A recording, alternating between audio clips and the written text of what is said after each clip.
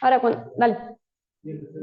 The international monetary fund is arrived again to Argentina, so that's the origin of the problem. We have to pay a préstamo, Loan. Eso, a loan. a loan. So that's the origin of the problem. Great. Okay. Okay, being 10 past. Are we okay there? Students, virtual students connected, are you okay? ¿Por qué no nos vemos ahí? ¿Estamos conectados? Are you listening us? Yes, we. Okay, sorry, but okay, that's it. Okay, well, let's start. Welcome to lesson number 4. We are going to continue that discussion for sure, maybe later, maybe the lesson number 10, I don't know, maybe, it depends. Okay, we are in the food sovereignty course number 5.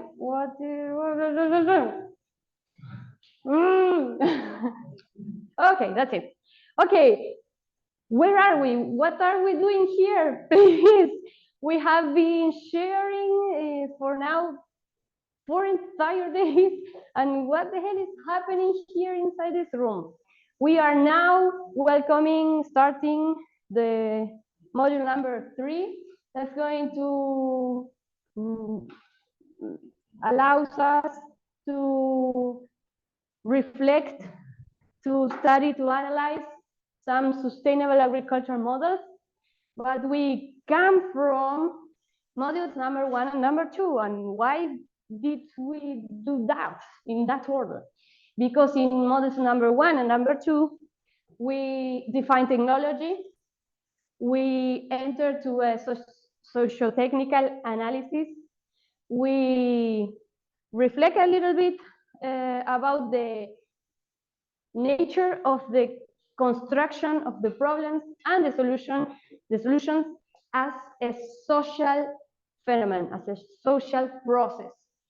We did understand that not all technologies works for everybody, and they are not even inclusive for every social group. We only start thinking about hunger. We're going to return here. Professor Ulacha introduced us to the Green Revolution event that for our science areas, we mostly come from agronomic professions. We have already studied, but I think we didn't in a social perspective, in a social historical view. We introduced ourselves to a biopower framework, theoretical framework, and ¿cuál era el último que me dijiste que agregue? Green Revolution? And the neoliberal diet that we have already talking. But why did we start with that in a food sovereignty course? And why didn't we start with directly to sustainable agriculture? That it's actually the epistemic tradition. When you read the paper, you will always start from there. Because we think agriculture hasn't solved the hunger issue until now. Then we need to understand agriculture as a technology too, and we really need, as technical professionals, to make a review of our own knowledge. That's why we started there. In this module, we are going to study some classification of farming systems. We're going to just mention environmental impact, and we're going to present agroecology as a social inclusive technology. We're going to study the structure and operation of the agroecosystem, from the agroecology view, from the agroecology perspective and paradigm. We're going to study some biodiversity and soil processes in this framework. And in class number 7, we are going to introduce ourselves to a brief story of the food market, to social and solidarity economy areas, and we're going to just have a view in cost structure in the productive unit and economic results. After that, Professor Lina and Professor Agustin will follow us with some other frameworks about adding value to the primary food that we produce in the farm, actually in the farm, in the unit production. Then we're going to study here the primary food production, and we're going to study there the secondary food production or the transformation of the food. Is that correct, my partners? Okay, then we are here and we are doing this in order to try to understand food sovereignty, that it's not an easy task. I will propose you for today a really simple roadmap. We're going to start not with other beginnings. We are going to like take an Okada trip because it's going to be fast, like the Okada trip, and we're going to make it all together. Then please participate. We're going to start with the needs. Why the hell do we need agriculture? I mean, why are we repeating this, that we need agriculture? Is agriculture important for our sustainability, for the humanity? Okay, yes, no, maybe. Which type of agriculture? We are going to try to answer that question. After that, we're going to analyze some problems of the current context, especially focusing on agriculture, environmental and social impact. Some agricultural models make too many problems, are responsible of too many problems, and we're going to try to classify it because we are researchers, we are scientists, we are university professionals, and we really like to classify the things, you know.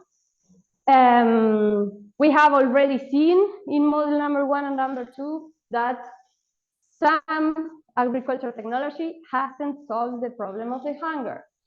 And in addition of that, current agriculture generates environmental impacts and social exclusion. We are going to follow, we're going to follow the roadmap, presenting, maybe, we don't know, I will try to convince you, but maybe you won't, and you will present some resistance, and I will be here to discuss them. We're going to present some solutions because we think from a technical perspective, we already know the solution. We really, humanity has understood very deeply how the nature, the world works, and we think it's not a problem of the knowledge availability. We already have the technical solution, but why the technical solution is not getting implemented? Okay, because there is some conflict of interest between different social actors, different. Okay, and what can we do? We are just some researchers from the South, and we are trying to make a little apport to this huge issue. What can we do from our places? By the time of 11 o'clock, we should be discussing about agroecology. If it's not, please help me to reach it. I need to reach that goal. Are we going? Can we? Are you with me? Please, are you with me? Can we reach it? Okay, because if we reach it, at 12 at noon, we can leave. If we do everything, if we complete this roadmap by the noon, we are going to leave today. Okay? But you will have some homework for the afternoon, but we will like say goodbye until tomorrow. Do you agree? Okay, let's go. Okay, let's start with one everyone plays. The group task would be now to ask to try to define how would you understand define agriculture. Thinking that here we are really different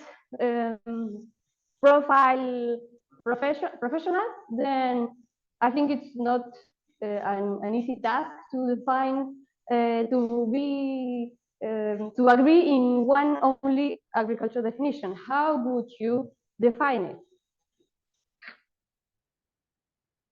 Maybe keywords, I can write them in the keywords. If I say agriculture, which is the first thing that you think?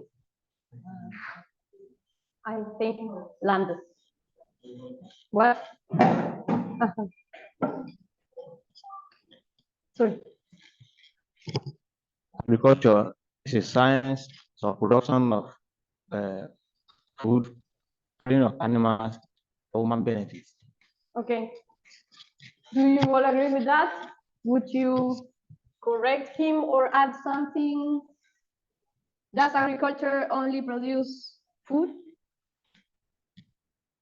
Are you going to say? Okay.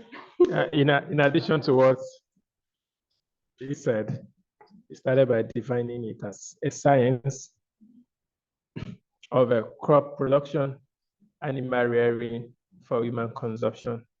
And within those definitions, if we'll be able to break it down, the production of crops, so how do we go about it? Then we'll now take that into cognizance. So will it be a peasant one or just production of the raw material? So the only thing I just want to add that the definition, we may not have a particular holistic approach of definition, depending on the specialty of the person doing agriculture. We want to say agriculture is this, agriculture is that. So we may not have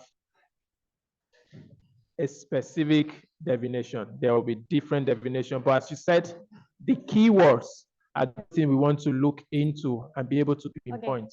Okay, I really like that. Maybe it's hard to define it because there is not only one correct definition, and that's the aim of this proposal of this task. I took Oxford English Dictionary definition of agriculture, and it says something like similar of what you were saying. Agriculture for Oxford English Dictionary is the science or practice of farming, including cultivation of the soil for the growing of crops and the rearing of animals to provide food, wool, and other products. Do you agree? Is this agriculture? Is the aim of agriculture, is the only aim of agriculture to produce things?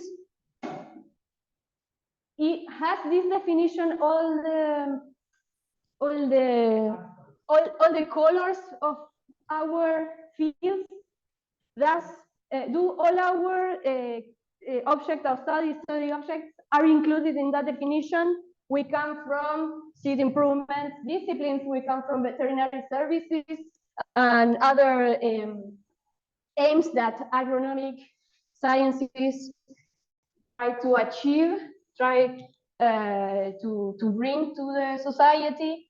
There is people in agriculture, working in agriculture, studying agrarian reform, bioenergy, and that's not the food, but we can consider it as part of the agriculture system, right? What about studies about water resources? Okay, does that previous definition include all these variety of things that happens inside agriculture fields? I think it was incomplete. Then we really need to enrich it. But All of these are formal knowledge fields. Can we consider that the way we formally study agriculture is the way to define agriculture correct? Do you? I think it's even now incomplete. I don't think agriculture is that. I think it's still incomplete. And to complete it, I will offer you to see just a 3-minute video in order to sensitive our audience. This is, I cut a part of a really known, wait, of a really known documentary. Wait a minute, please, people there. I'm trying to share the screen. Compartir sonido. Ok. No. Hice lo mismo. Sí. Ahora. Please try to get into the proposal. No?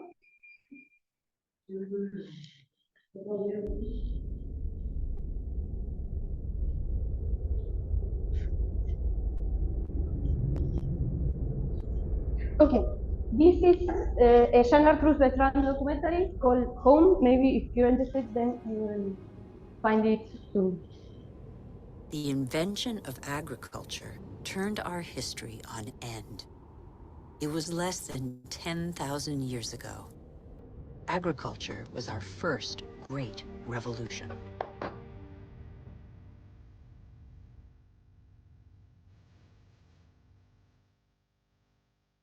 It resulted in the first surpluses and gave birth to cities and civilizations.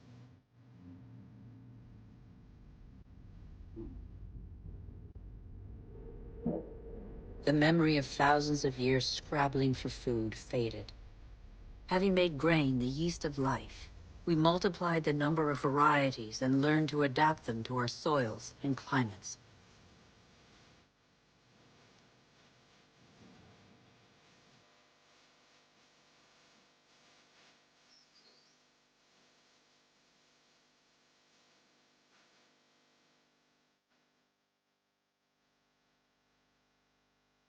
We're like every species on Earth. Our principal daily concern is to feed ourselves. When the soil is less than generous and the water becomes scarce, we are able to deploy prodigious efforts to extract from the land enough to live on.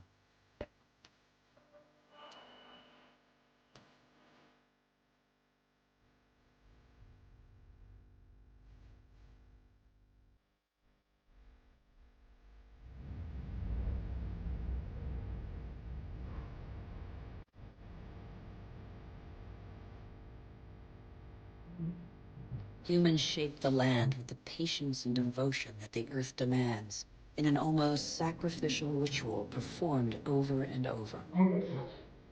Agriculture is still the world's most widespread occupation.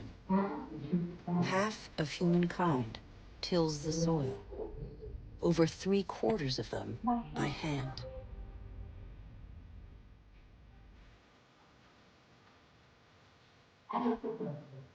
Agriculture is like a tradition handed down from generation to generation in sweat, graft, and toil, because for humanity, it is a prerequisite of survival.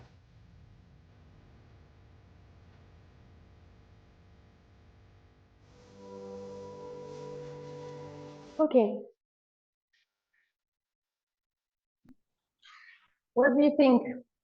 What would our agricultural complete definition would now include? How do you feel? What do you feel when you see this? Many of you work with plants, with animals health, with plant nutrition, with genetic resources in order to improve life quality of humanity, of our local communities, of people, finally. And What do you, pero ahora voy a seguir con otra. Then, which dimension is missing in our two previous agriculture definitions?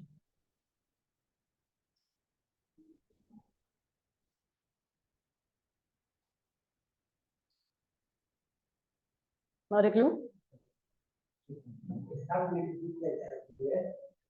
With that? Yeah. Not a clue? When I watched that video, and actually I have chosen, okay? Did you raise your hand? Okay. Based on the video just shown now, I can see some transformation in the agricultural process. It's like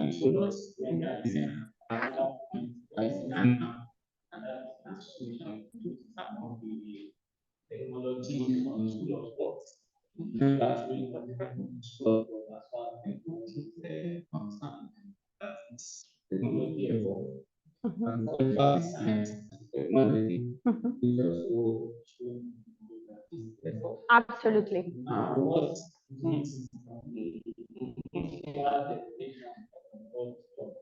which I think based on the different progression we are going to see its different sides, and it's also part of what you are going to realize that technology is affecting different relevant social group.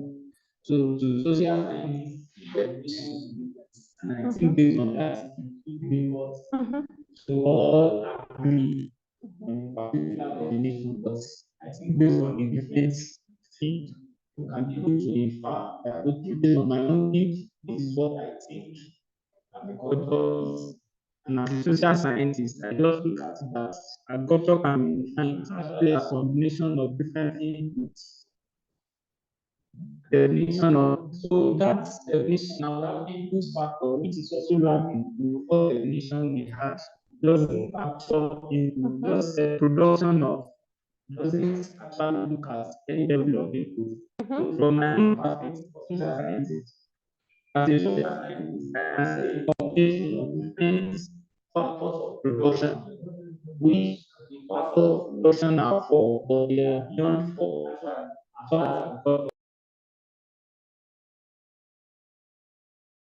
as of agriculture, I'm going to include climate as a factor. Climate being another factor of production. I'm going to include that. And the effect will now be to achieve the goal and objective, institutional goal or individual goal. The reason why I did not limit it to human consumption is that agriculture does not only solve food problem for human being. Even this climate change we are looking at, it's also part of climate also has a role to play in order to sensitize our environment. So that's the reason why I can't put it as it's for human consumption or man and human consumption, but the organization goal. If the organization goal is to grow rich, that's their goal. If it is in genetic improvement, that is their goal that will have set at the beginning of the project. Okay, thank you. I really like what you have said. Please. I only noticed two things that are missing in the original definition of agriculture.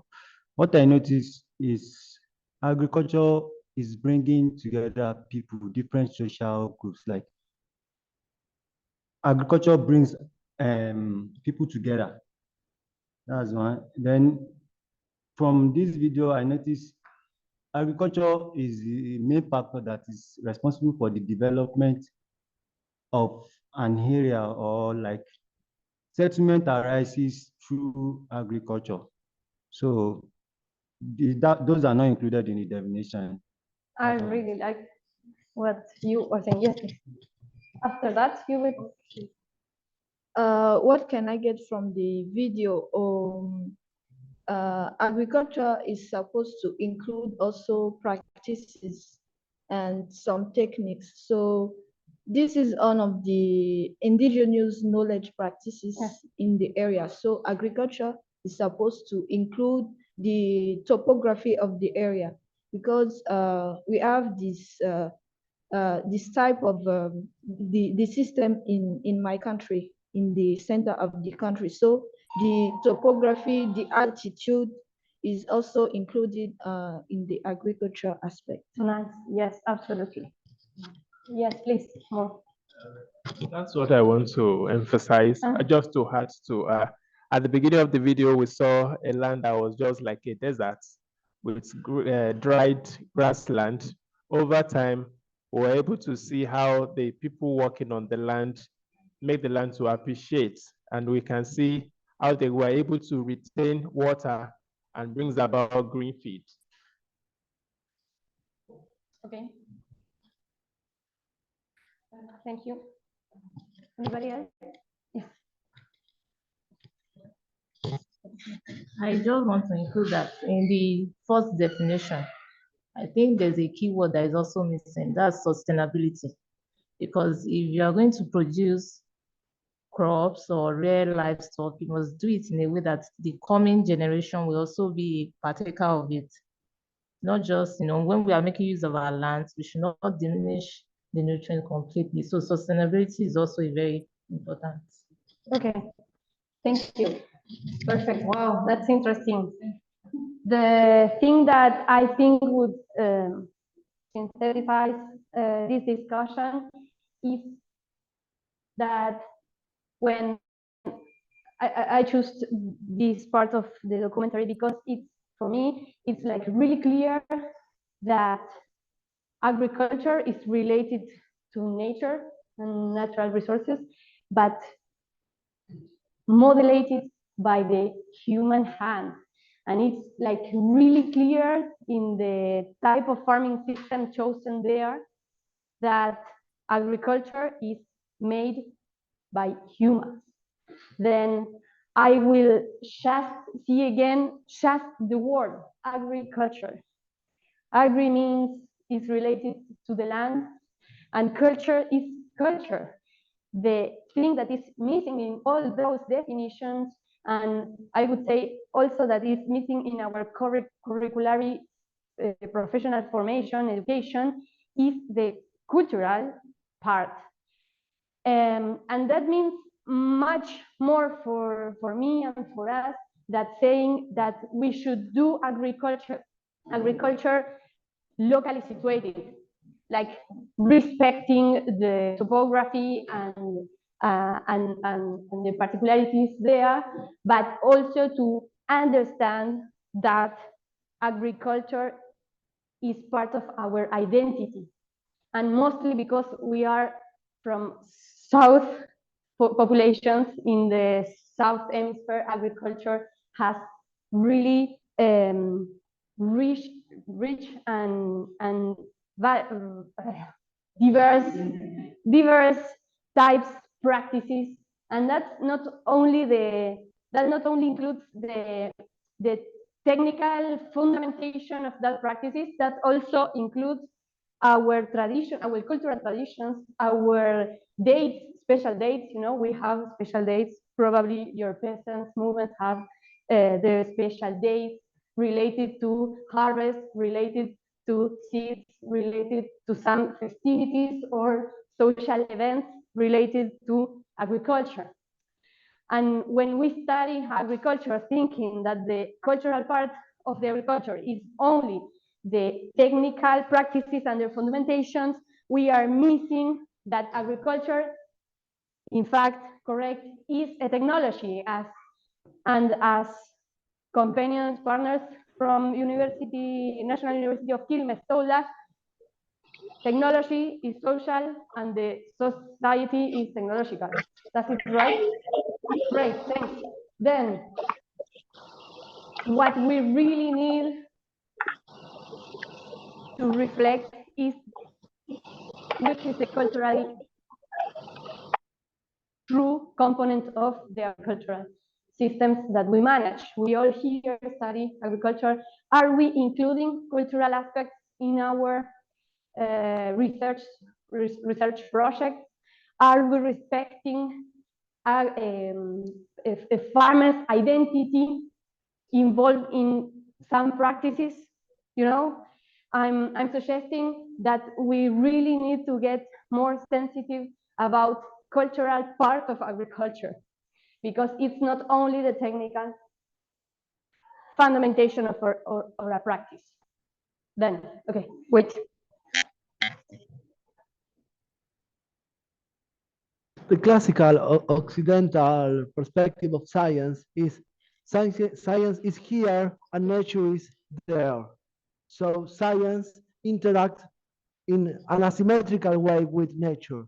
But since Foucault and post-Foucauldian studies, there is no make sense to separate science from nature, nature from society.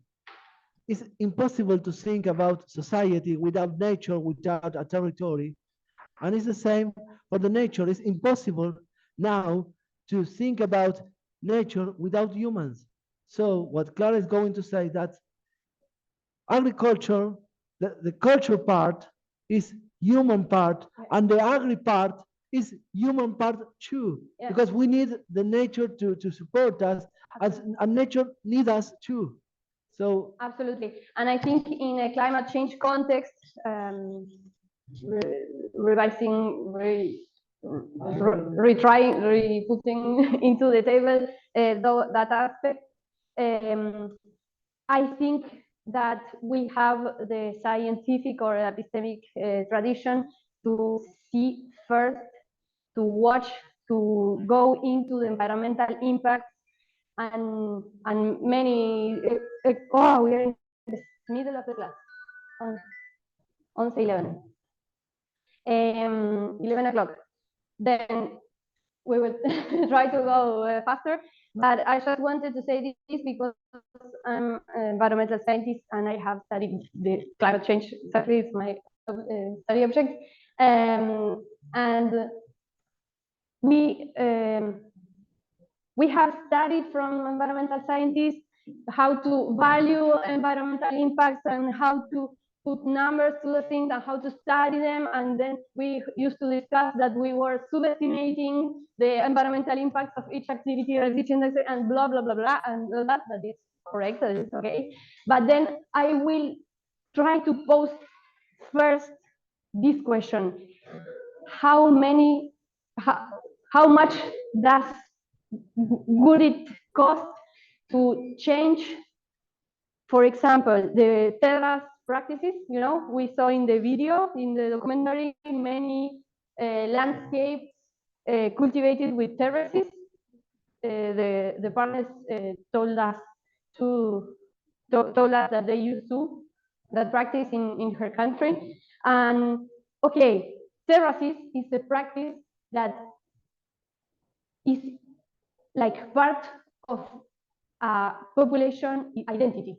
If modern science discovers a better technical solution, for example, to cultivate in those topographic landscapes with drones, with robots, with any other practical solution or technical solution, how, and we implement it, and we say, okay, it has less environmental impact, it increases productivity, and that will, for example, solve a local problem called hunger.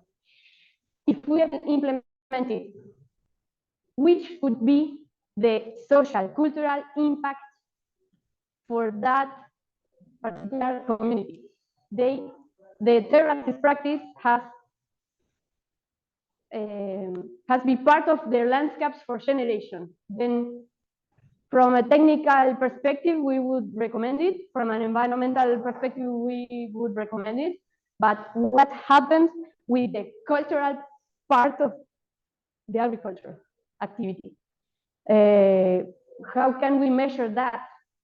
How can we measure that a person is involved in a migration and a migration process? Or how can we measure the loss of their identity? We cannot. We are an agronomic thing. We need from social professionals, but I'm also trying to get sensitive, to get us all sensitive about the cultural part of the agricultural activity, because nowadays we are like more focused in the environmental aspect impacts first. I'm not saying that we shouldn't. I think that we should do both at the same time. Perfect. Then, do we agree? Do we have a relative consensus about what agriculture could be? No? Yes. Okay, thank you. Thank you, Natalia. Okay, but we have just seen, is agriculture nowadays like that? Is agriculture activity mostly like those landscapes that we have seen in the documentary video? I think after Green Revolution, Professor Blacha told us that many things changed.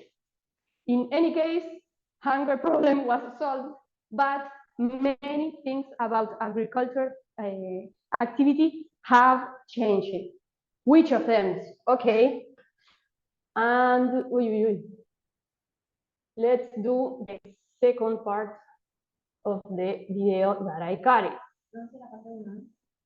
Está todo junto. Lo uní. Y además de unirlo, lo que hice fue... Okay. So long, humankind found a way.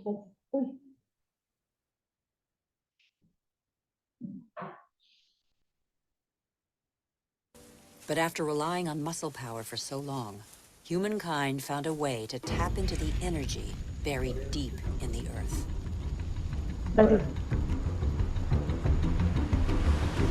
Green Revolution. These flames are also from plants, a pocket of sunlight, pure energy, the energy of the sun, captured over millions of years by millions of plants more than 100 million years ago. It's coal, it's gas, and above all, it's oil.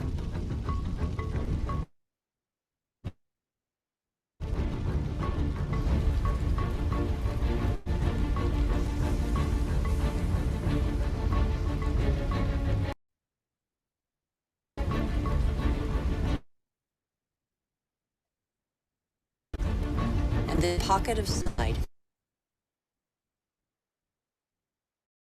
freed humans from their toil on the land. With oil began, us acquired unprecedented comforts. And in 50 years, in a single lifetime, the Earth has been more radically changed than by all previous generations of humanity. America was the first to harness the phenomenal revolutionary power of black gold. In the fields, machines replaced men. A liter of oil generates as much energy as 100 pairs of hands in 24 hours. In the United States, only 3 million farmers are left. They produce enough grain to feed 2 billion people. But most of that grain is not used to feed people. Here, and in all other industrialized nations, it's transformed into livestock feed, or biofuels.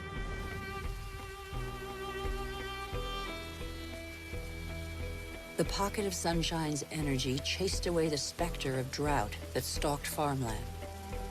No spring escapes the demands of agriculture, which accounts for 70% of humanity's water consumption. In nature, everything is linked. The expansion of cultivated land and single-crop farming encouraged the development of parasites. Pesticides, another gift of the petrochemical revolution, exterminated them. Bad harvests and famine became a distant memory. The biggest headache now was what to do with the surpluses engendered by modern agriculture. But toxic pesticides seeped into the air, soil, plants, animals, rivers, and oceans. They penetrated the heart of cells similar to the mother cell that is shared by all forms of life. Are they harmful to the humans that they released from hunger? These farmers, in their yellow protective suits, probably have a good idea.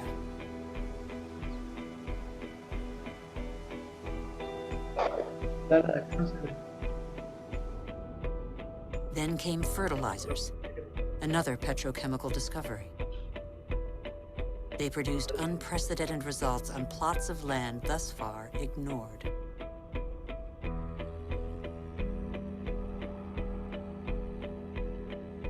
Crops adapted to soils and climates gave way to the most productive varieties and the easiest to transport. And so, in the last century, 3/4 of the varieties developed by farmers over thousands of years have been wiped out.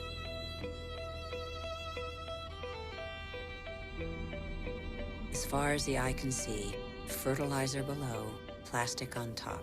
The greenhouses of Almeria in Spain are Europe's vegetable garden. A city of uniformly sized vegetables waits every day for the hundreds of trucks that will take them to the continent's supermarkets.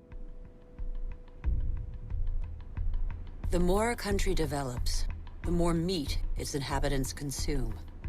How can growing worldwide demand be satisfied without recourse to concentration camp-style cattle farms? Faster and faster, like the life cycle of livestock which may never see a meadow. Manufacturing meat faster than the animal has become a daily routine. In these vast food lots trampled by millions of cattle, not a blade of grass grows. A fleet of trucks from every corner of the country brings in tons of grain, soy meal, and protein-rich granules that will become tons of meat.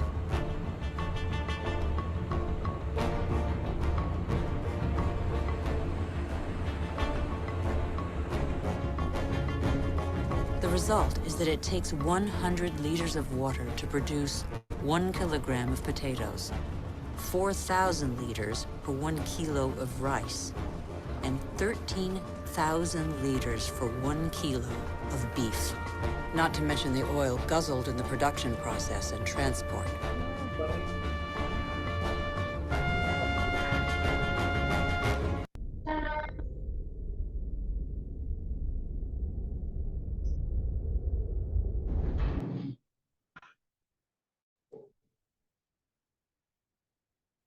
Okay. Then the results of Green Revolution are pretty clear. We have like indices that are scandalous. And in the name of progress, that type of agriculture will go further and further. What do you think when did you see those images? Are you familiar? Are you used to work in those farming systems? Some of them, maybe not. Horticultural farming systems, they are shown there. Other? No? Great, that's good news. But what is not that good, for sure, is that we think that when this model gets the resources of a place ended, will be exported to other fields, other territories, other nations. And we are here to warn you. We were saying this yesterday. We're here to warn you that maybe if this model hasn't arrived yet, maybe it would. And maybe we should, as scientific, have available frameworks to do proper fundamentation to stop that installing in our countries, especially from the south. Wait, okay, then let's analyze in this point just a few rates, just a few indexes about environmental impacts of the agriculture that we have just seen. Okay, impacts, you can imagine, are huge. Industrial agriculture makes a really significant contribution to greenhouses, gases, emissions, and That's data, is it global data? with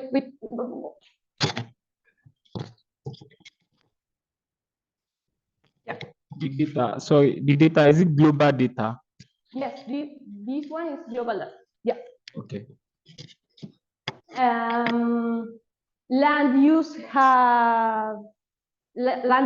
have already been replaced by industrial agriculture because, as we have already seen, the fundamentation of this model problems is that the problem is a scale problem, and then you need to have more surface in your unit production. Then industrial agriculture, agribusiness agriculture would drive to many land use transformation, sorry. Okay, when we see fresh water consumption of industrial agriculture, the index are scandalous. When we see eutrophication rates in surface water, the indexes are also warning. When we see the loss of biodiversity in general, the indexes are scandalous. They really are. Apart of that, almost a major contribution to those impacts are done in the north, in the global north of the world, and we are here in the south many times starting with north frameworks, studying agricultural north practices. Then I maybe should warn us to at least have a review on our frameworks and the origin. Okay, this thing has something like really interested in a paper for a mandatory bibliography for this class, that is the Gaffney and company authors from 2019, that we won't analyze it here in the class, but it will be for homework. But in this point, I wanted just to share with you a phrase, science-based intensive agriculture, sustainability, food security, and the role of the technology. We are going to analyze later the intensification of agriculture and their environmental impacts. That's why you have this paper, but in a part of the paper, they are all North authors from United States of America, and in a part, they will say, okay, read it loudly. In the section identifying major challenges, they say, agricultural intensification can also result in serious environmental damages when the underpinning technologies are immature or incorrectly used, blah, blah, blah. And then the authors picked an Brazilian example of an application of that technology in small farmers. And they say in Brazil, for example, where crop rotation were limited and soybean grown exclusively and extensive tillage use, soil organic matter dropped dramatically. Then this is one of the fallacies, one of the reductionism of technology. They are actually not authors saying that environmental impacts of agriculture are explained because of the technologic users' deficiencies. Like they are making farmers responsible not to use the technology properly. I would really like us here to answer these authors from the South, because we should. We should answer them that technologies that Brazilian farmers are using there, that they consider Brazilian farmers are using it properly, were designed by the North. And maybe that technology was non-inclusive, non-working for that context. Of course, that technology was designed for them and works for them, not for us. Then, okay, we are going to analyze that paper, but looking for some framework to analyze agricultural intensification. But I just wanted to read you that South-South cooperation in a scientific point of view is needed in order to study which are the social and environmental impacts of agriculture. Because if we don't, they will still saying that the problem of the Green Revolution is the improper use. They say the problem are us. We already know. Yes. Wait. Because as the small farmers don't have enough money to buy the big machines or all the the chemical inputs, so your harvest yield is not so high as in the north because you don't implement the whole package. You only implement a part of the package. But as Clara says, and Lucas and Sebastian and Florencia on the first class, technological works related with the context of application, and especially the social context. That's it. Okay, Gaffney and company paper is available in the virtual platform. Is part of the mandatory bibliography, and again, they are North American authors talking about, for example, sub-Saharan Africa agriculture, if you know something about that, and for example, Latin American agriculture, and they are talking about us, and we don't like it. Okay. Sí. Okay, then, is agriculture the real problem in terms of environmental impacts? It seems to be. It seems to be. And what happened with the photosynthesis? We have learned that with the carbon fixation, you can. Where is that? Agriculture should be an activity that fixes carbon, not gives greenhouse gas emission net, positive net.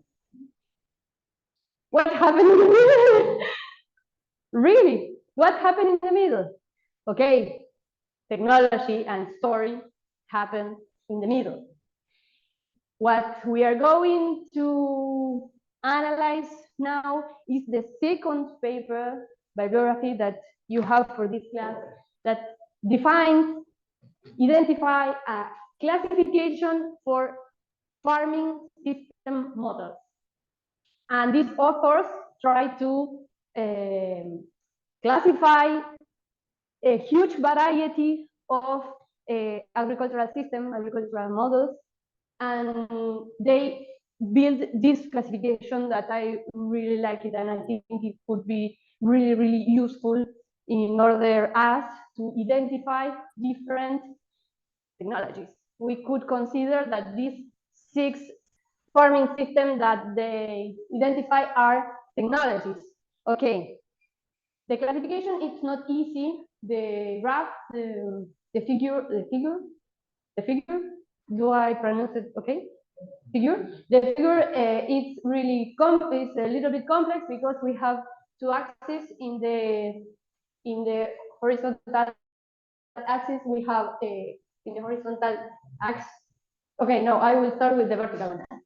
Sorry, the vertical axis should show us the level of exogenous inputs that each farm system model would import to the system. And in the top of the axis, we would have less exogenous external inputs used and more ecosystem services instead. You know, it could also be like energy subsidies in the agroecosystem input, and it increases as you go to the top. Sorry. Okay, and in the horizontal axis we have like a socioeconomic context. In our left, we would find the farming systems that are based on the commodities global market prices. You know, like not food, maybe commodities prices, global prices. And as we go near to the right, we would find farming systems that are less involved or less dependent of global market prices and would be more territorial embeddedness. Okay? Are you here with me? Is it okay? Okay. Then these authors would define 6 types of farming system. Let's start with the worst. We have we would find a farming system that is based in chemical input from an agronomic management point of view, and that is orientated to globalized commodity-based food system. Okay? We have another group of farming systems that are based on the use of biological inputs and also orientated to commodity-based food system. We should find a third one, a third farming system that is based in biodiversity, but that sells food in a commodity-based food system. And in these two quarters, we will find some farming systems that are based in biological input and that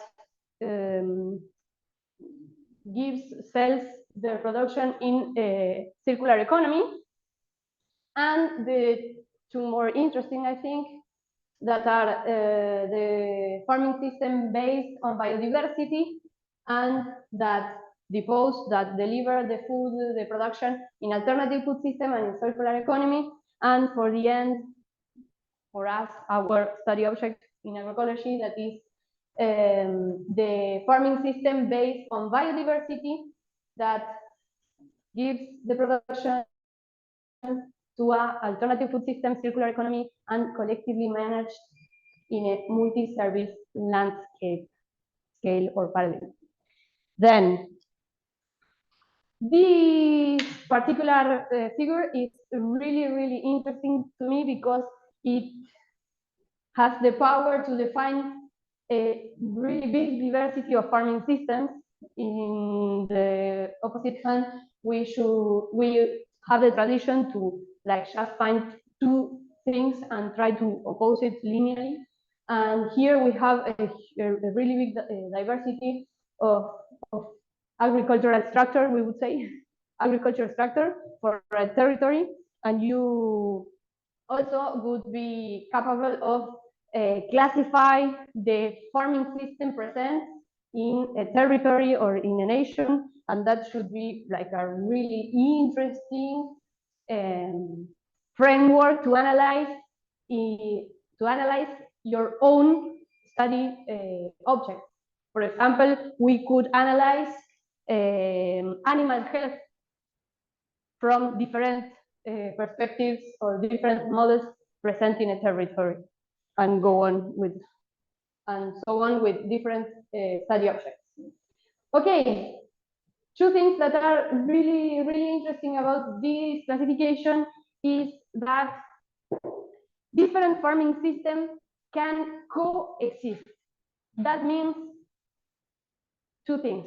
They can coexist in a plot level, in a farm level, in the same farm. Maybe you can do different types of management, And in a landscape scale, yes, you should also maybe be able to find different type of farming systems.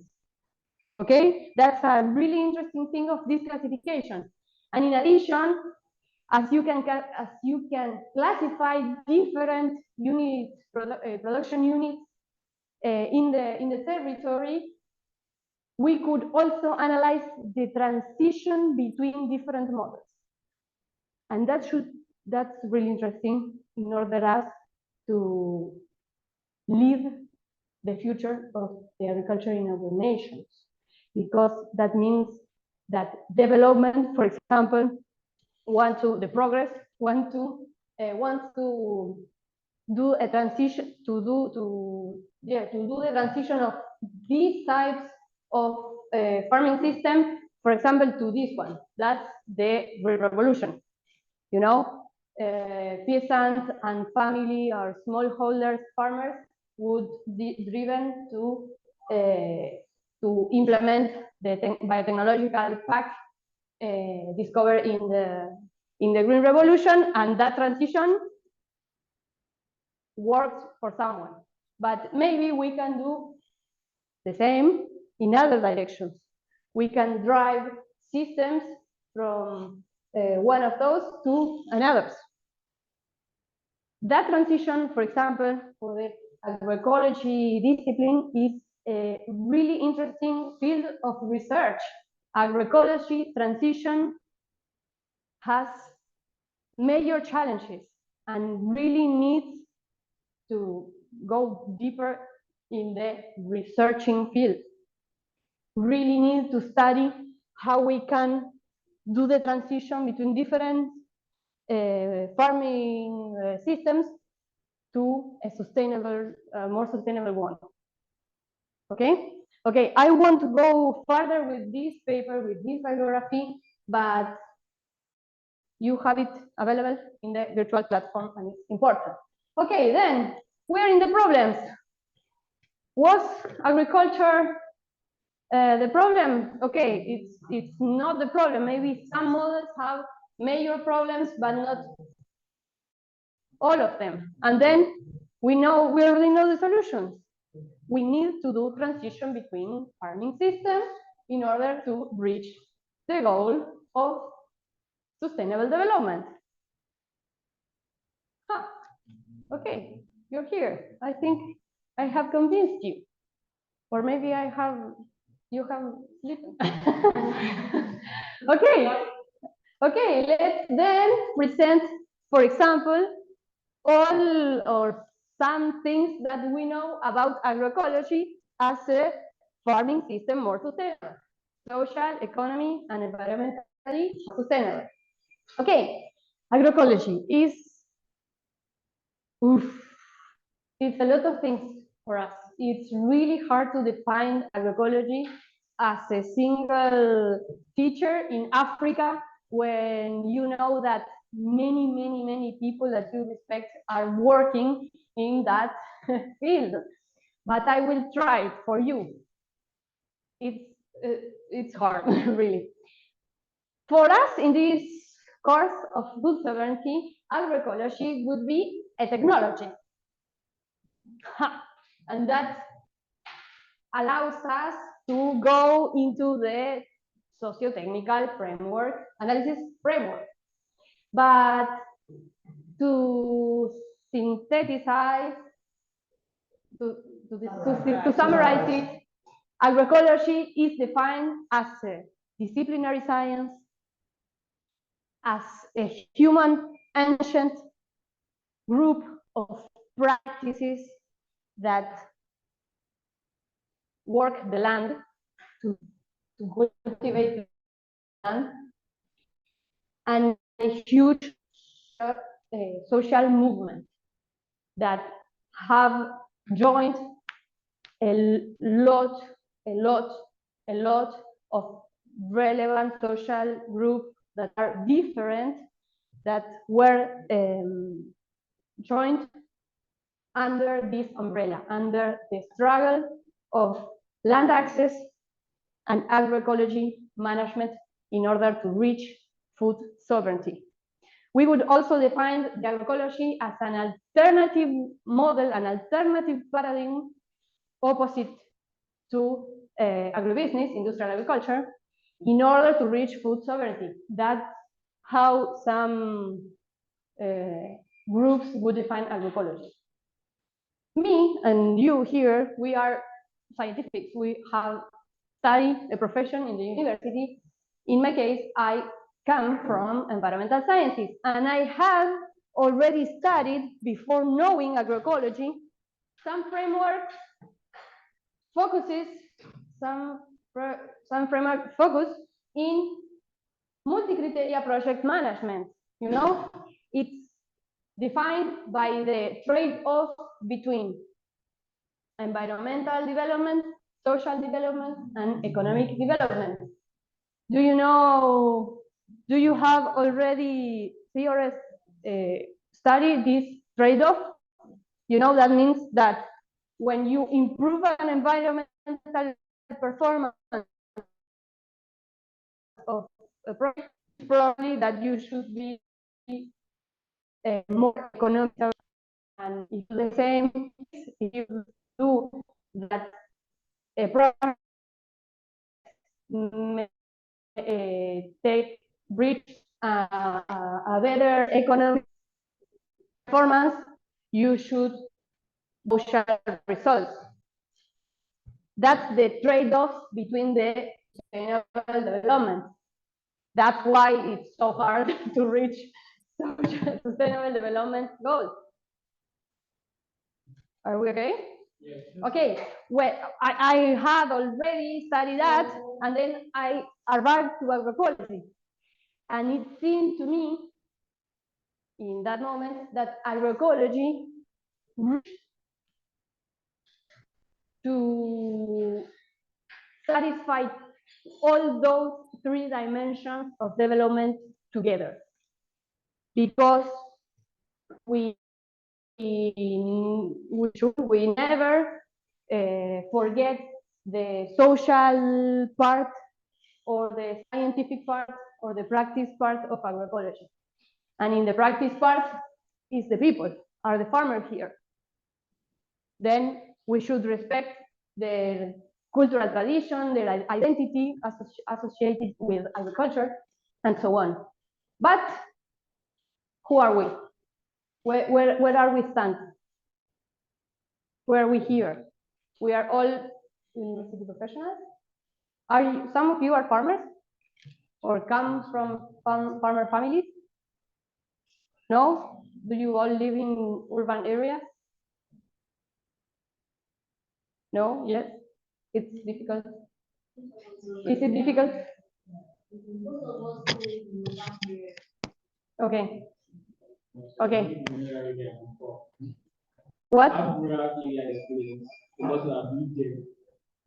Okay. Okay. Then I should say that we are here. We can contribute to agroecology movement from scientific dimension of agroecology. Okay. In this really difficult task of defining agroecology, I think a really good tool would be to analyze the 13 principles of agroecology that are globally defined. And I think because of the hour, I won't present them. I just mention them. And you are going to study them with the bibliography in the virtual platform. What do you think? Do you agree? Okay, then 13 principles. Recycling biomass and nutrients in the agroecosystem. Input reduction. That means that agroecology is not to eliminate at all external inputs. Our goal, our principle is to reduce external inputs. Soil wealth, to promote soil wealth, to promote animal health, to enhance, to increase biodiversity in the agroecosystems, to also diversify economy embeddedness of the agroecosystem in the territory, co-creation of knowledge, social values and diets, fairness, participation, land and natural resource governance. Y el 13? Synergies. Sorry, I didn't read synergies. Okay, all those principles, agroecology principles, would apply in different agricultural practices by the dimension of the practice, you know, with the farmers. Then we need to work with the farmers to apply agroecology principles. Okay, I will go like faster, okay? What about intensification? Because maybe you are getting that agroecology is a naive way of understand agriculture and relationship with nature, and it's not. Agroecology has the aim to feed the humanity. Agroecology has the aim, the objective of feed the humanity. That means that also wants high productivity of the agroecosystems, but reached by other ways, by applying these 13 principles, right? Okay, if we try to classify different agricultural crops, because food sovereignty means to eat what we want, not only to eat food.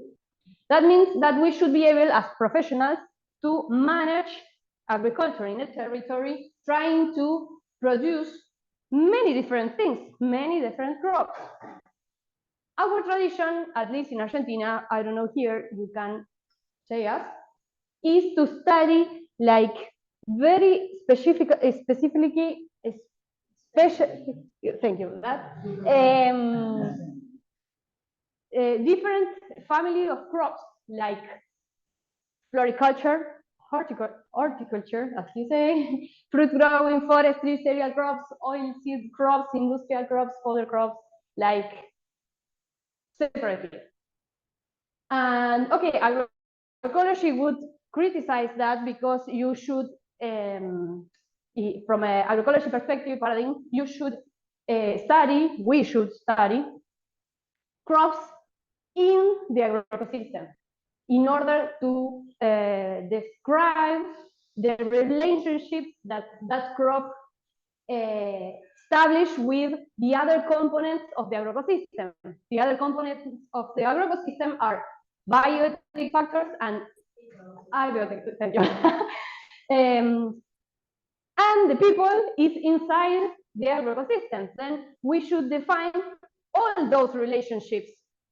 The social participation, the land and natural resource governance, we should, in an agroecological perspective, we should define all the relationships between the crop that we study, or the seeds that we are improving, or the practice that we are trying to describe, to analyze, and to improve in all those 13 principles. And okay, then we are going to criticize that paradigm of our own education, that we have been focused by crop and not in the agroecosystem. Okay, in terms of food sovereignty, I would say that intensive agriculture is strategic. Okay, and it's strategic also to analyze social and environmental impacts of agriculture. And there is a fallacy, and that's why you have this paper, the Gaffney one, that I already told you, is the fallacy is that when you intensify the production of a farm system, you will necessarily increase environmental impacts. And it's like common sense, you know, you need to add inputs to intensify production. And okay, more inputs are more environmental impacts, like a linear logic relationship. Thank you. Okay, here in agroecology perspective, we don't think that, because agroecology, increasing biodiversity per unit of surface, will be able to ensemble. Ensembles. Okay, we're going to see it tomorrow. Agroecology would be able to increase productivity too, not necessarily increasing environmental impacts, and maybe improving social impacts, positive social effects. And okay, what does intensification agriculture means? That's the process to add resources per unit of surface. You know, that means that intensive agriculture occupies little land area, and that's really interesting, because environmental impacts are associated, are determined by land use changes. You know, like deforestation. That's the major land use change in this moment, and when biotechnological pack or green revolution arrives to a land, to a new nation. Yeah, totally, yes.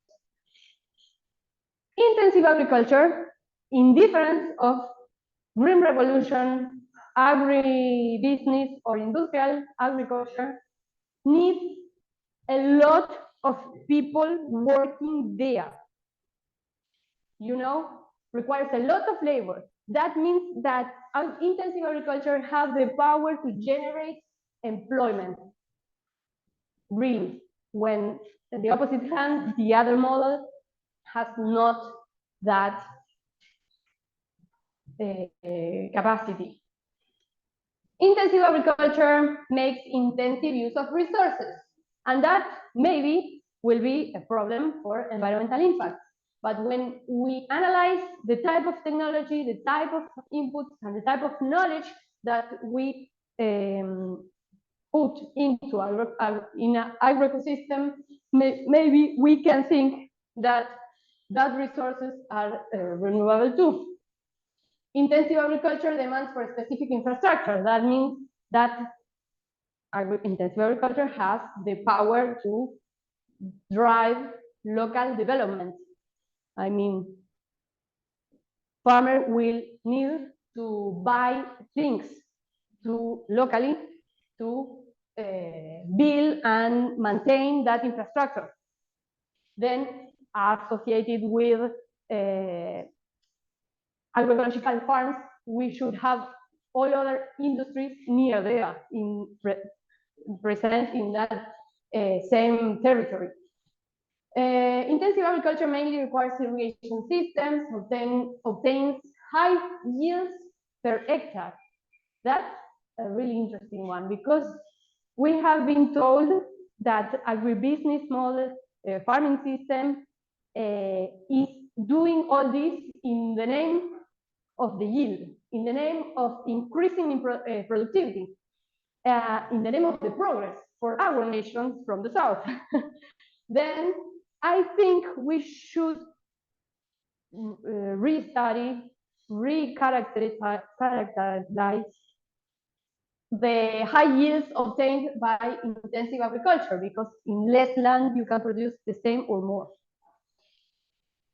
Some really interesting and strategic thing of intensive agriculture, so from the social perspective, is that these type of farms are located near the cities. You know, we defined this property as strategic because they are located in like the very urban areas of the cities. And that's important because, one, the people that need employment are in the cities. the food that this system produces are really, really perecederos. ¿Cómo? Perishable. Perishable. Okay, the production of these types of agriculture production, farming systems are really, really perishable. Perishable. Thanks. Yeah, that's it. That's it. That's it.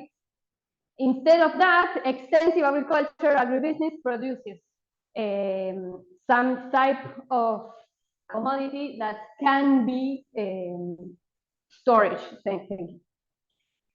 Stored. Thank you.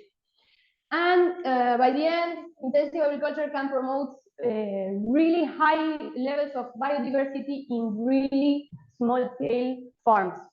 Really, that's super interesting. Then we are going to do something really, really quickly.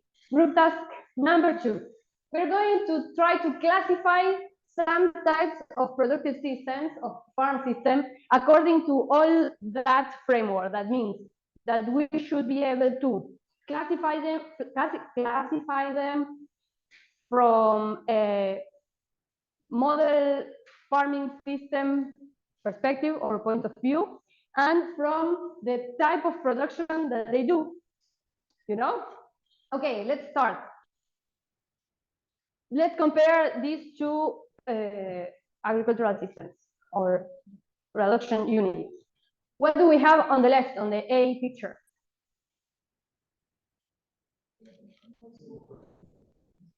Okay, I see like a plant nursery, greenhouse infrastructure. It's a really intensive system. Do you agree with me? It's intensive. I think there are agricultural crops like leaf vegetables. Leaf vegetables, thank you. And on the other hand, we have, what do we have?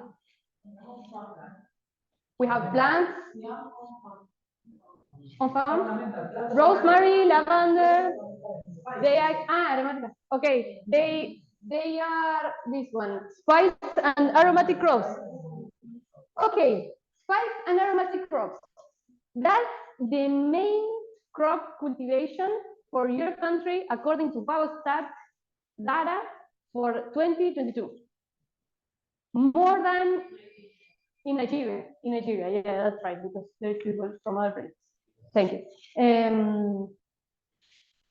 Really, I was amazed when I saw that your major gross production in value, the value of the gross production for 2 years ago in Nigeria was, the first crop was spice and aromatic crops.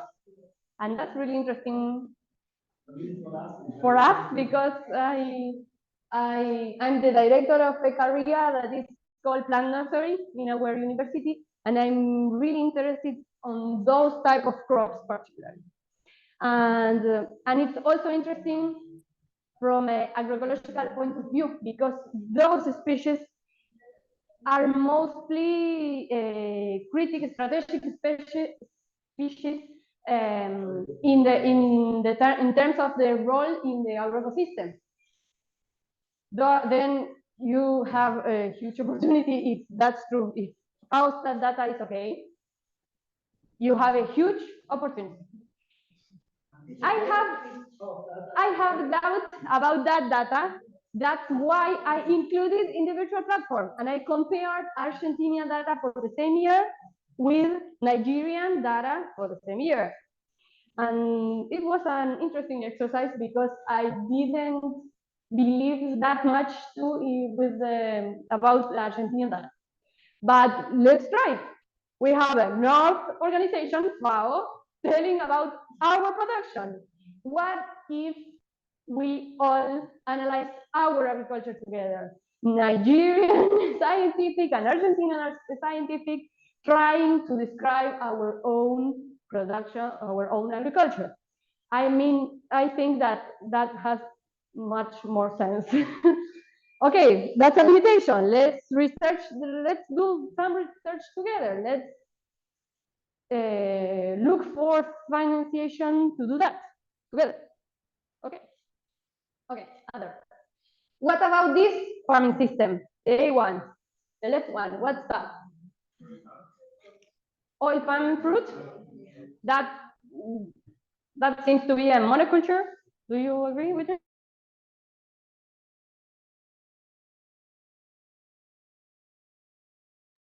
Chemical-based farming system oriented to commodities, global markets. Yeah, that's it. That's our soybean monoculture, but for you, I think it should be in the future. Many parts of your country with palm oil fruit cultivation plantations. I'm sorry about that because that's even worse for the environment. This crop is even worse for the environment. The good news is that they have already tried to do it in other countries in Asia, and many bibliography has been produced about environmental impacts of palm oil in particular. Because we live in a temperate climate, we don't have a long tradition studying in our country this type of crop, this type of plantation, but we do have a lot about crops. Okay, what about the second farming system? What do you see here? Sorry? Sorry? Okay. There is animal and vegetable production. Okay. Is that the tree crop or the herbal crop? Okay. The combination of the okay, that's it. Okay, here we have an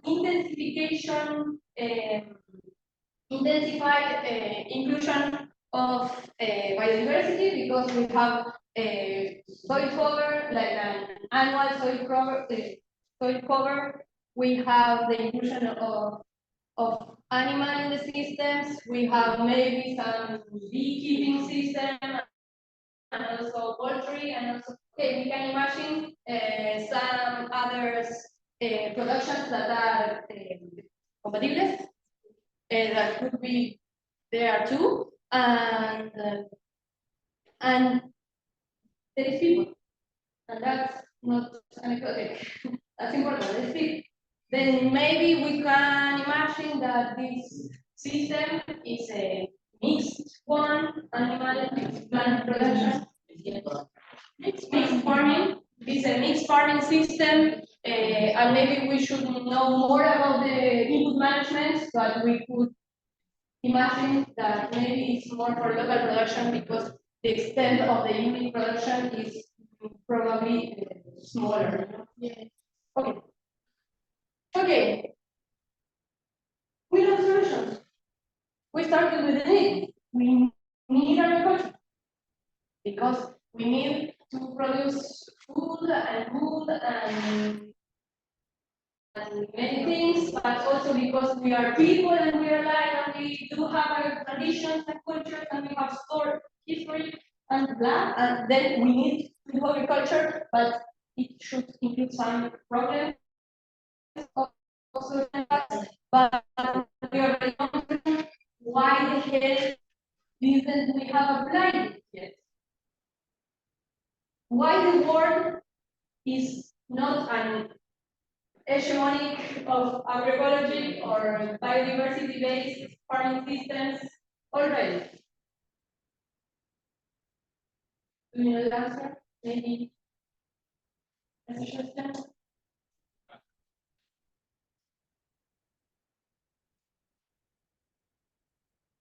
Yes. I'll be able to speak for this part of the country where I think I'm familiar with that we have included the solution. And despite that, we are not applying the solution. For this part of the country, one of the challenges is that there are a lot of factors that are contributing to the adoption of innovation technology. One of them is the level of education according to the previous studies. Level of education is one of the significant areas that affects the level of adoption. The second one is the level of income. The level of income. Here, the farmers, majority of the farmers, according to FAO statistics, they have about more than 80% of the farmers in rural area. They also have no income. They are subsistence farmers, need to feed themselves, they don't want to go beyond that.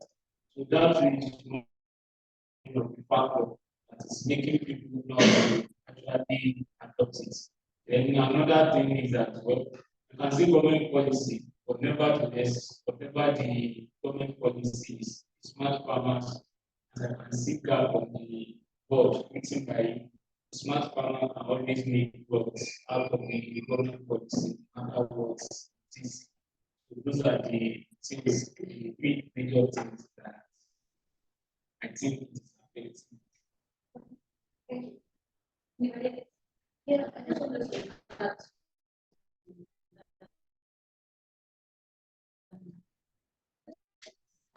participatory research. Yes, I think there's most people in this part of the world, especially the farmers who go to school, they feel like what they already know, what they learned from their forefathers is what they will continue practicing. So I think in order for them to adopt this new innovation now, you have to work with them from the instance. You have to be able to liaise with them, talk to them, know their problems, so you can actually work with them together and create a solution. Because if you don't take it to them directly, they lose the process. So that's interesting. Yeah, that's interesting because agroecology really likes to say and to reproduce that ancient peasants have been doing agroecology for thousands of years without telling it agroecology. And that's interesting to analyze more from a perspective of participatory research. A few minutes ago, you said that most of you live in urban areas. How do you keep in touch with these farmers that you say that you need to work with them to improve their production?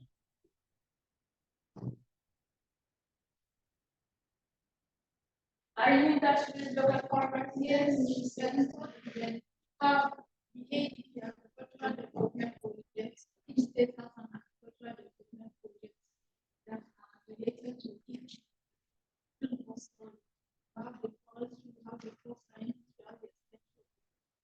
So an extension worker is attached to at least 50 farmers in each location. So we are I like that program. So maybe we could study together. What's the name of the program? Sorry, agricultural development project. Okay. So every quarter of the year, these different entities in different states, they come together. There's a particular program they organize called Refuse. They come to, I think Dr. Emmanuel talked about it. Yes. And so they come together, these different entities in different states, they come together and they talk about their problems, then the second program give them the possible solution which they take and apply it. Okay. If you want to.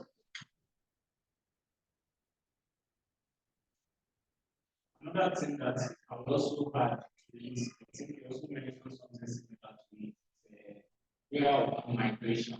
It's also one of the key factors that is increasing the production of this. I think somebody mentioned it before that the average farming household debt in Nigeria is very high, meaning that Nigerian agricultural production is completed repeatedly above 60 years. And the young ones are due to the drudgery nature of agriculture that involve physical presence of the able. What they are getting this on some facilities that are not available. Most of the youths are leaving the rural area in order to source for the green pasture in the urban area. That is also limiting the fact of those ADPs are available. But in terms of funding, in terms of resources, they are not, the effects are not been that efficient. They are limited.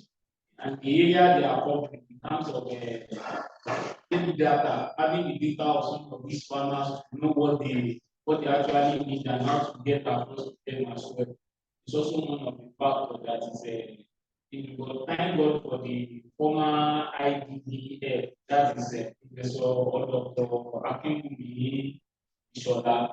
He implemented a policy that actually worked and tried to, and I think the policy was effective because I met some farmers are saying that the policy are very, very effective. Okay, thanks for sharing. And may we go a little bit further and finish and then say bye-bye and finish the class for today because it's time to do the break. But I would like to finish in a few minutes and then finish the class at 4. Is it okay for you? Okay, let's go. Then, why haven't we already applied the solution?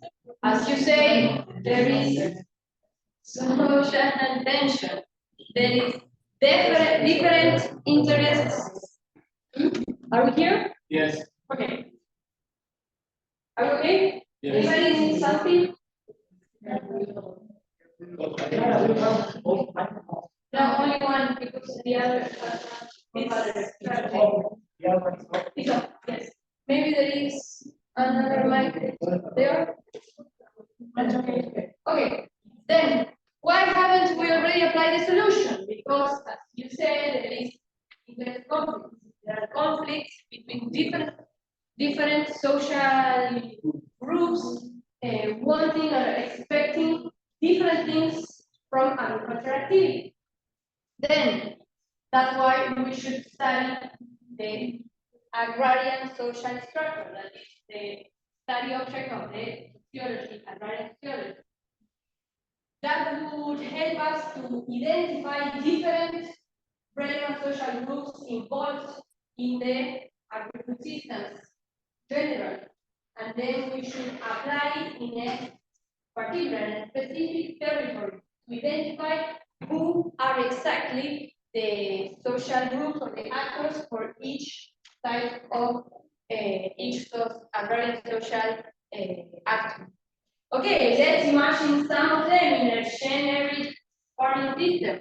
The landowners, the landlords, the agricultural wage workers, the day laborers, that they are informal, the farmers, the intermediaries, the tenants, the smallholder farmers or peasants, the investors, then the ones that put the money, the scientists, here we are, the consumers, the policymakers, and so on. We could study this for different study cases.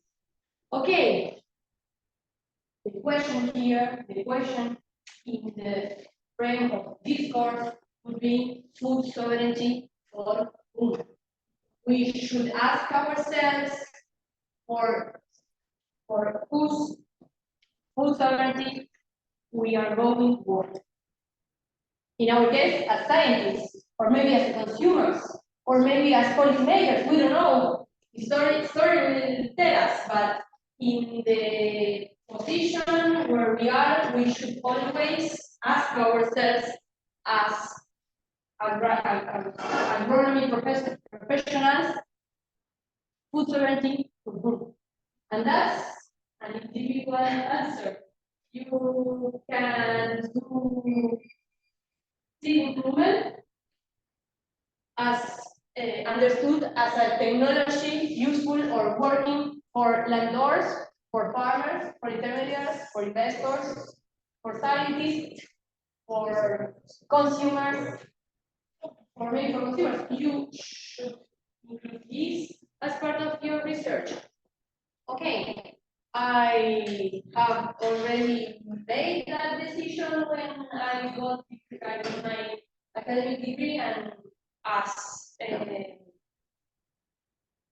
person that studied in a university which was paid afford by all the Argentinian society, I have chosen to work for smallholder farmers, Argentinian small for the farm. And that's an individual decision, or maybe not, we don't know, but it's a global decision, a collective decision, an organization decision, a national decision. Okay, you all work in different national programs of agricultural development. Are those programs telling us, like, with transparency and clearance, for whom are those programs working? Okay, in this point, I would really like to introduce you to a particular tool that we have designed in this course with many sacrifices and with many resources from our university. We have designed 9 real study cases in short videos for you, just for you. We did it all for you. And those study cases are available in the study cases tab inside the virtual platform. Since yesterday, you have already that available there, and the homework is for this lesson should be to analyze the study case number 4 and number 5. I will write there in a moment. But in the study case number 4, I introduced you one of the biggest peasant movement worldwide, that is called Via Campesina. In our country, the organization that is involved in La Via Campesina is called Argentinian National Indigenous Peasant Movement. And this study case number 4 was designed to you in order you can maybe understand that organization. It's pretty complex. For today, I just have brought wait a minute, please. A short one that is available in the Via Campesina webpage. Wait, please. I will share the screen here. Please, un momento. Compartir sonido. Compartir. Okay, let's start.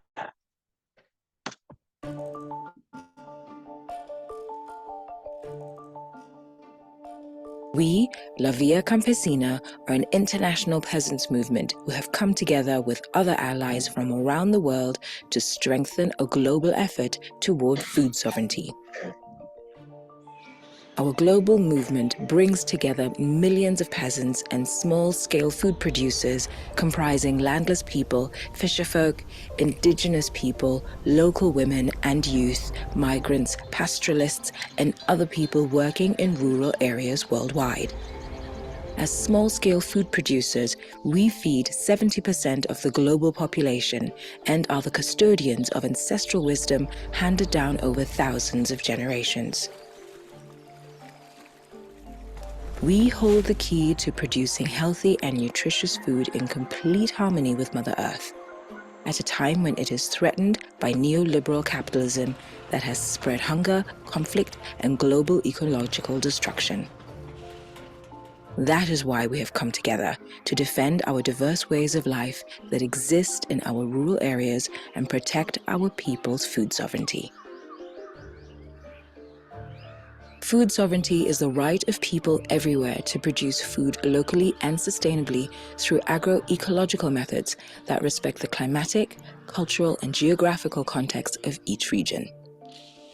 It places us at the heart of food systems instead of powerful corporations by building on the principles of solidarity, collectivity, and social justice.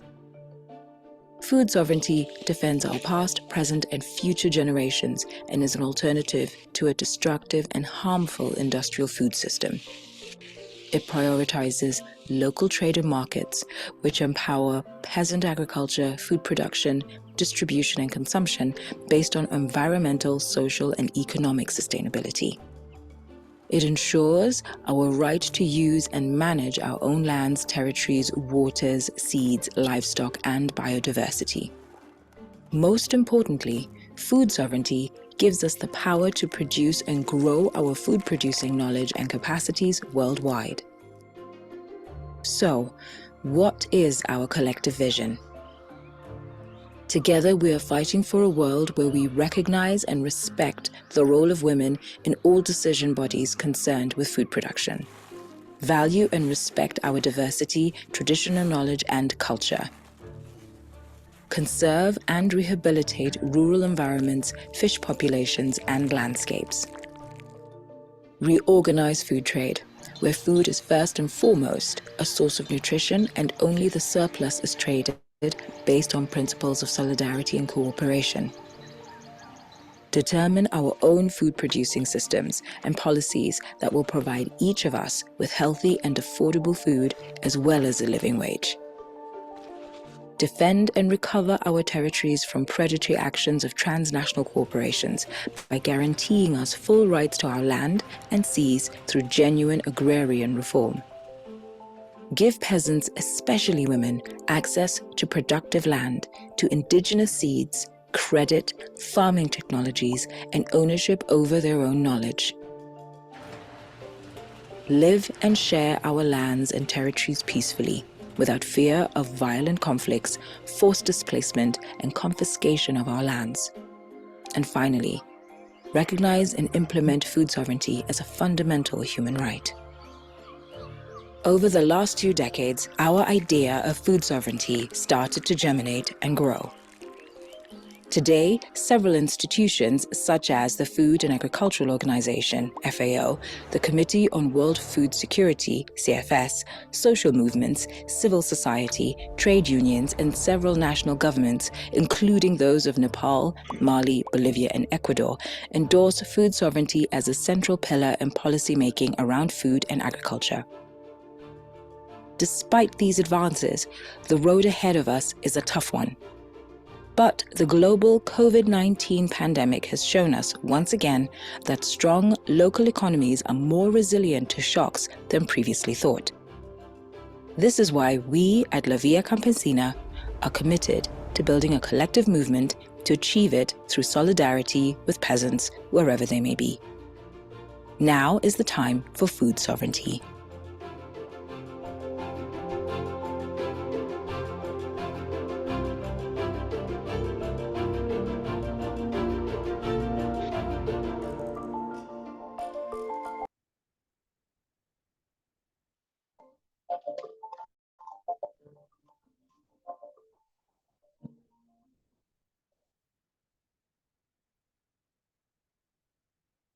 So what do you think about that? Have you ever listened before about La Via Campesina? Sorry. Then, what do you think about this? Have you ever heard about La Via Campesina before? No, the first time? Okay, that makes sense because I already did some research and Nigeria and many other countries of yours are not included in the Via Campesina list of movements that work together. Maybe we can do it in the future together. In the webpage, you have the link here, then we can like pinch it, like yes, I see. Click here, thanks. Click here and go further and do some lectures, some reading, research there. La Via Campesina created the food sovereignty concept. Until then, we only have talked about food security. Okay, that's really, really interesting for our purpose. Then we would ask you to go further with your afternoon time expended in the used in the course, right? Okay, in order just to finish, hola.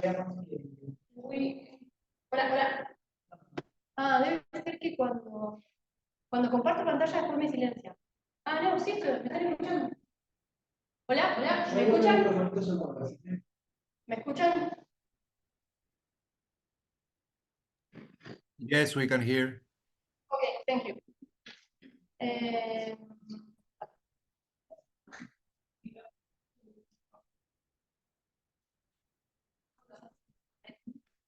Okay, that's it. Okay, then we were here, the solutions, ecology, organization, business organization. We are not capable, able, we are not, we cannot apply this solution because of social tensions. Then what can we do? That's the real question. What can we do as scientific researchers, as consumers, as citizens? Okay, first of all, we are not alone. Many authors have already studied these things, and they have left us a lot of knowledge to have some clues in order to continue. Then here, just 3 examples. It's incomplete, of course. Just 3 examples of relevant, influential authors, all from the South. Miguel Allende is a Chilean author that has done a major relevant research in terms of agroecology as a scientific discipline. Vandana Shiva is an Indian one. She has published this book, really influenced too in the field. Another Brazilian author. Okay, we are not alone. There is many bibliography resources available in order we can take that as our resources to do science. Then the challenge is we can do some things also as universities and as consumers. You will find the study case number 5, and Maria Marta Abuge is teacher of this course, and she is specialist of this type of tool that is a technical technology tool. It's the participatory guarantee system. That means that there are some tools available to help farmers to have access to the markets where they can sell their production locally. Okay, you will have to analyze this study case about PGS because you will have to do an activity about that. That is a mandatory request to approve this course because that's really, really important. Then if you have questions after watching that video, that is only one, and it's short, we can discuss it the days after today. And other examples of resources that we have available is, for example, CSI. Have you ever listened about community supported agriculture? Do you have here examples of that? Do you know what is that? No? Okay, we are here. One of our main goals, main objectives here as a teaching team was to try to understand some study relevant study cases from here. And our expectation is you can tell us more about these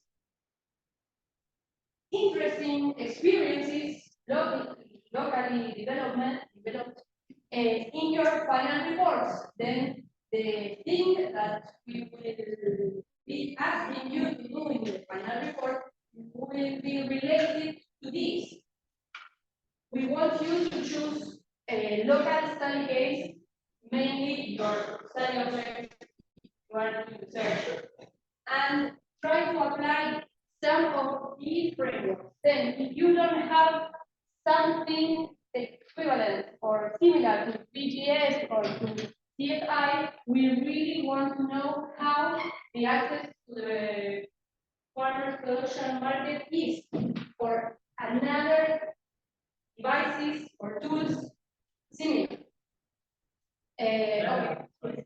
Maybe you get that you have to, if you want to have a approval certification, you have to make a final project. For example, one case that we talked today was what the lady said about this company to the farmers, how we work with farmers. That, for example, can be the topic of the final project to tell us how we work. Or someone talked about Parama yesterday. Yes. What is Parama? How does it work? And trying to analyze it as a technology, as a working on purpose technology, as the agricultural perspective. Yes. This is up to unit number 3. Yeah. Then you will have unit number 4 and number 5, and maybe be more comfortable with the topics of unit 4 or unit 5. You can develop your final work or project related with those things. That's right. That's really important. Actually, we did the final evaluation before coming here. You know, each of one chose a study case, and we developed. We did these study cases that you have in the virtual platform. Our expectation is you to do the same. Pick one case and analyze it in the final report. We will explain much more about this in some days, but maybe it's a good moment to advise you to start thinking in which would be a good study case for each of you. Okay, that's it. Bibliography. We have a really fast trip for our experiences, our parameters, and our concerns about farming systems. Thank you so much.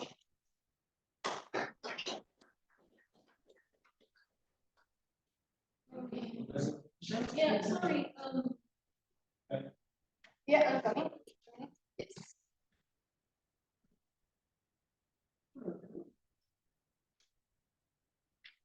Yes. You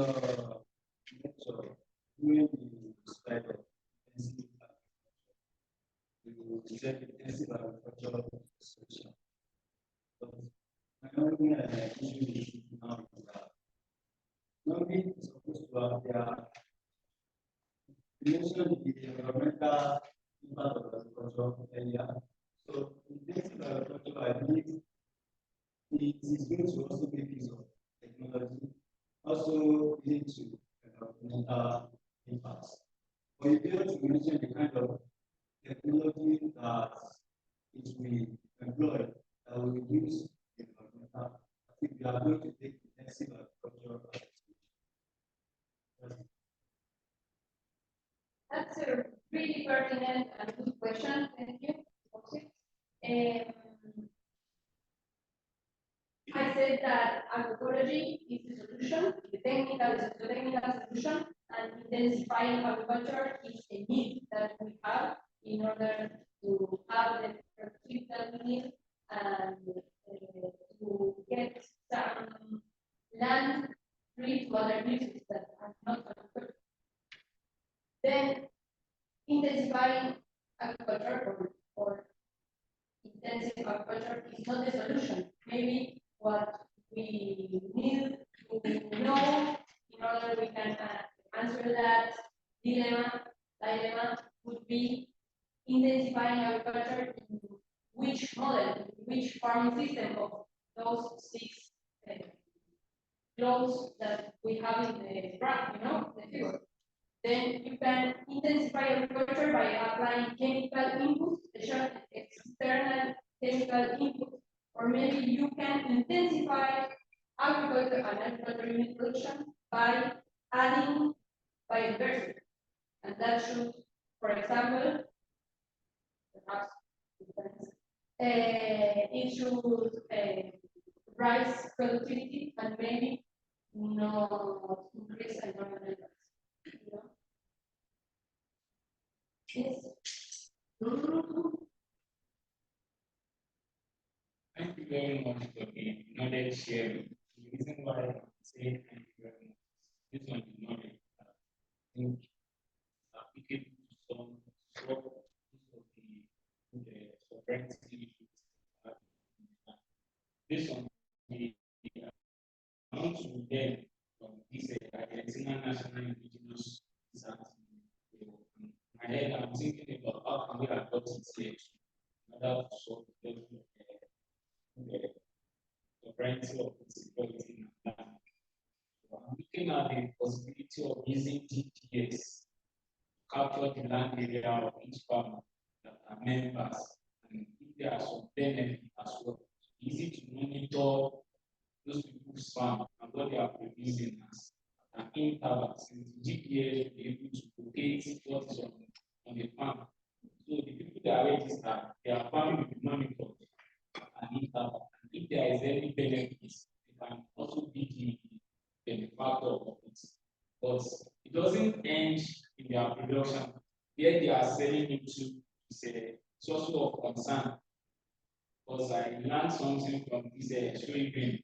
There was a time that government tried to give some farmers plenty of people to produce soybeans for Nigerian economy.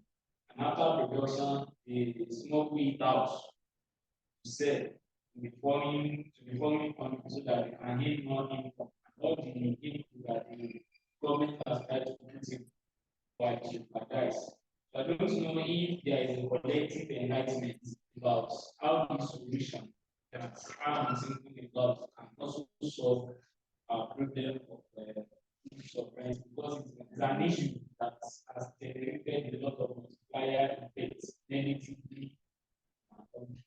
That's the reason why I think we can also make that solution.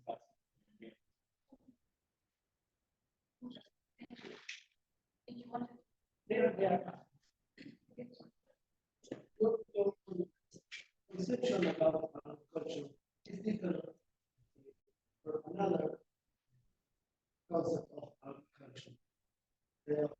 Agriculture. But I think that agriculture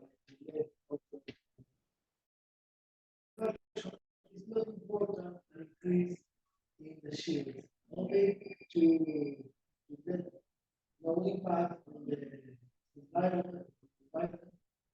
But do you cover the impact on the environment? Something that I know because I heard you before is the agribusiness system because human power very little. It's like 100 hours per hectare per year or less than that. Less. For an extensive crop, that it would be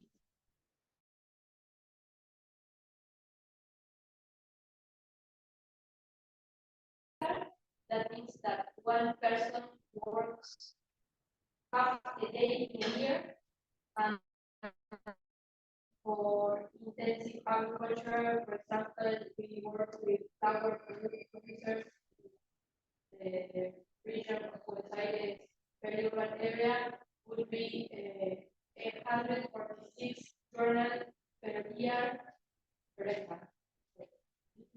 Then it's like a lot more. So this idea of intensive agriculture as intensive agriculture is very interesting because you not only have impact on the environment part, you only have a good impact on the social part. I criticize the agriculture of the classic one that is done incorporate the issue and your impact and your focus on the social relation is this kind of you can include the contribution. I will write it down because the conversion is like really important. It's possible to separate one. Does anybody want? this is just like a moral support for your lecture. One thing I want to take home from there is that this intensive agriculture, when you were saying why are we not doing it? Why you and my colleagues were saying rural farmers, rural farmers. But what I'm taking from there is that now I believe if you are practicing intensive agriculture, we should change this belief that agriculture should be done in rural area. Now we can practice agriculture in the urban areas. We are going to intensive farming. And this is what I really like about your lecture. So, just like this.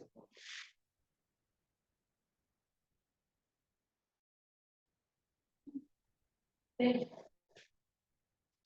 Okay. Does anybody want to?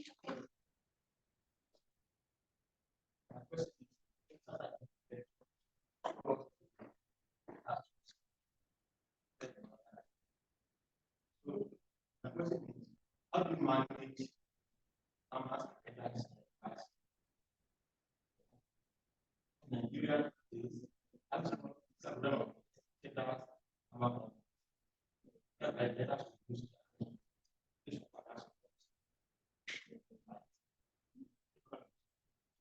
how do you manage? Okay, it's hard to identify a simple answer to that, but I think our agrarian social structures are really different. I mean, Nigerian and Argentinian agricultural systems are currently very different, mainly because we have different climates, you have tropical climates and we have different climates, but mainly because we have adopted massively green revolution technology. We have imported technical package like a closed technology, and we have applied it in our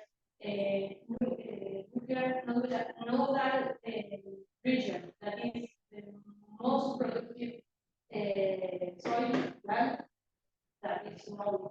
Like we have the corporation that at the late 19th century incorporated to the central maps of the global market as a food exporter, and with another technology, but it was the first nation that incorporated this green revolution technology in the 1950 or so. Yes, because we have a different seasonality than USA, so we are cropping, we are harvesting, so we can use the same technology. Yeah, that's it. And that's why the main agricultural activity or crops in our agricultural system is annual herbal crops. You know, because we are in a grassland and in a tropical forest, maybe, but also because we adopted that technology, that technical solution. But nevertheless, there is many other regions that are not in the center of our country, where there is few relics of agro-ecosystem or original agro-ecosystem where peasant organizations exist. And we think our role in university is to and to help them to cover the technical problems that they have. In addition of that, we have had in the last, I said, 30 years, a massive change land use because the agricultural frontier has run further. Places where we used to do livestock rearing in original in pristine ecosystems like the Monte, we say the Monte, dry monte. The dry it's a dry low forest with many particular species are there, but that they were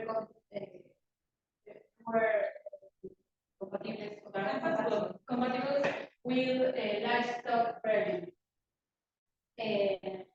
Green Revolution has deforested Monte, and we have Rwanda's agrarian agricultural frontier. That in those land use changes, we have modified our agrarian and social structure. And that's why the issue is that warning in our country, because we have really little view of original peasants in the farms. They had to migrate, and because of that, then I think your agrarian social structure is different because of that.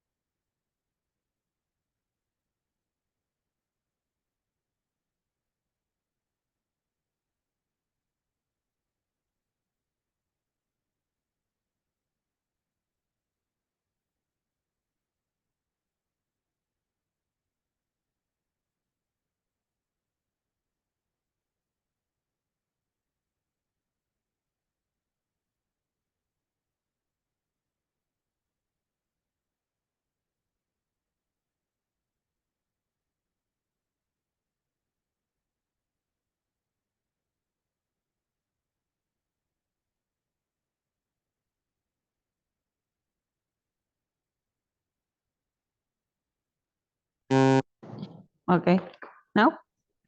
Okay, well, the extensive monoculture model, the extensive agribusiness model doesn't work at all based on facts. It doesn't work for people. No, we have increased rate of hunger. It doesn't work for environmental because it contributes to climate change. It doesn't work for animals, not for plants, not for biodiversity, for anyone. So let's try with the agroecological model transition. No, let's try it. Because the hegemonic model doesn't work, it's demonstrated. So I think that for that transition, it will be conflicts because there are conflicts in the actors that involved here in the production, in the consumption, in the distribution. So my question is that if us, the scientific, the researchers, the professors in the university are prepared to face that conflict. Okay, it's not romantic look of the transition to agroecological model is not a romantic look, it's full of conflict.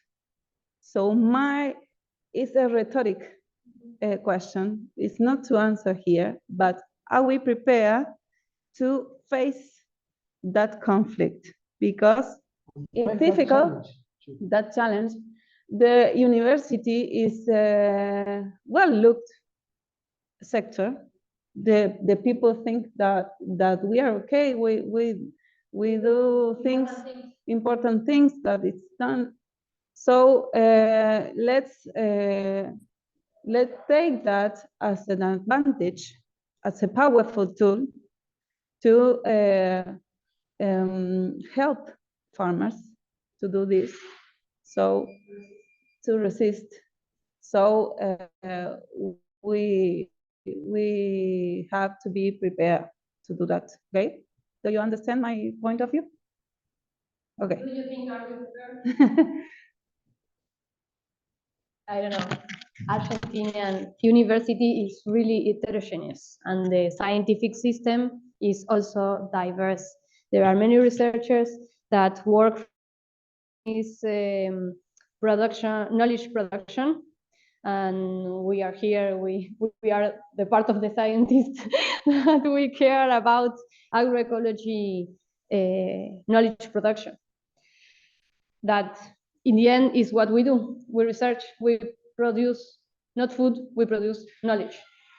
And what can we offer to this struggle, to these challenges that we have in this historic moment, is to produce useful knowledge in order a key social actor can resist the model that we think it's not okay, because it's generating social externalities and environmental impacts and has not solved the hunger at all. Then we don't think it's the solution.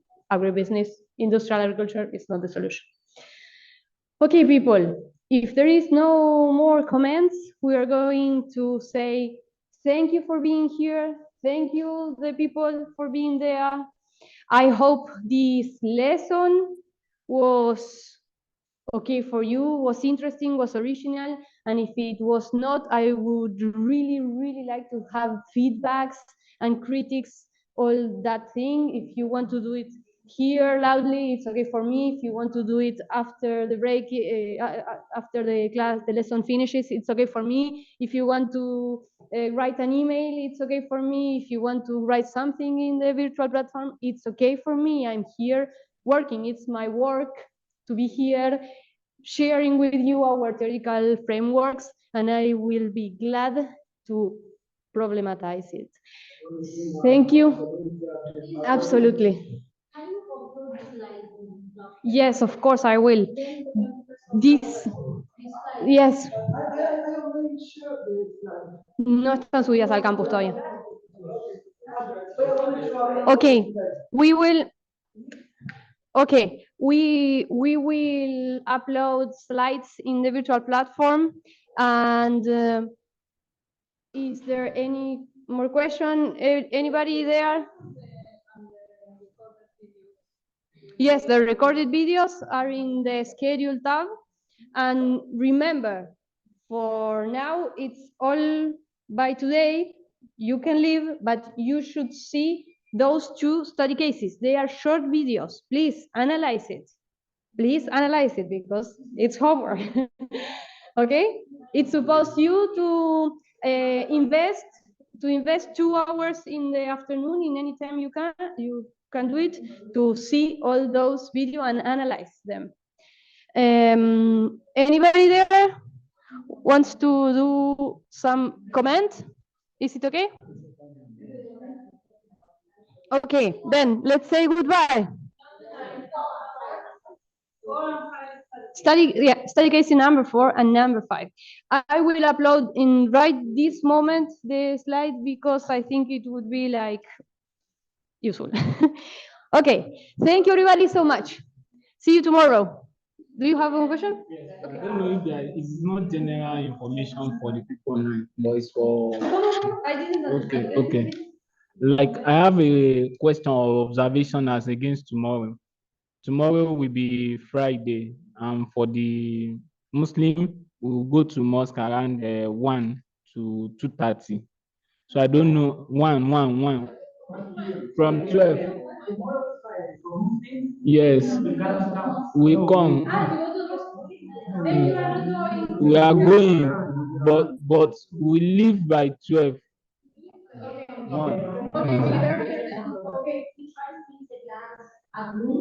Okay. Okay. Please, let's start on time. Okay. Please, let's start on time tomorrow because the lesson will take 2 hours.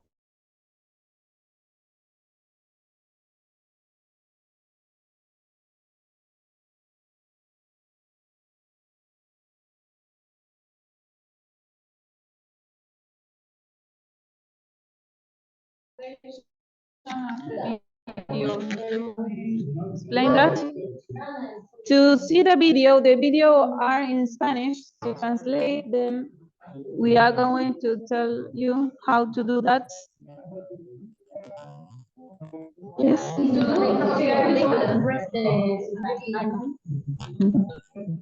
It's easier if you look. You enter the home. Perfect. Yes. I will show you can have access to the study cases videos and how do you have to activate subtitles, English subtitles in particular.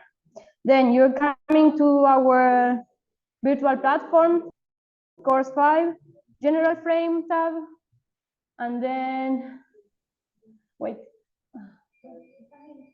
Sí, espera que estoy en Sí, solo desactivar edición. Okay, study cases. Warning, if when playing a video of the case studies, the English subtitles are not activated automatically, you should activate them from the YouTube settings in the translation mode. That's an important one because all the interviews are in Spanish.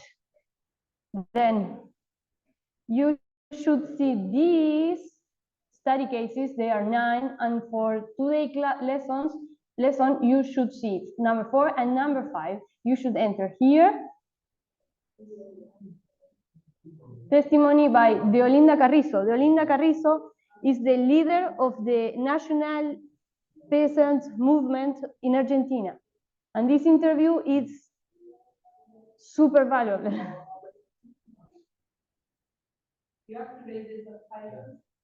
Then you need to activate this bottom here, and if they are activated, in Spanish you should translate them here. Let's see.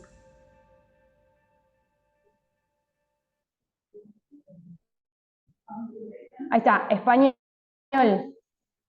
Maybe it depends on your YouTube configuration settings.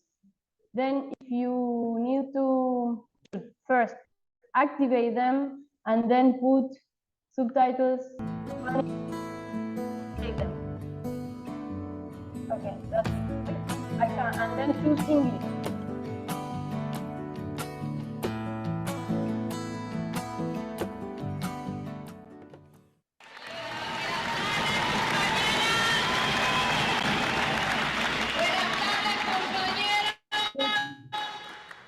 Tenía que hablar último, pero bueno, vamos a echarle pecho aquí.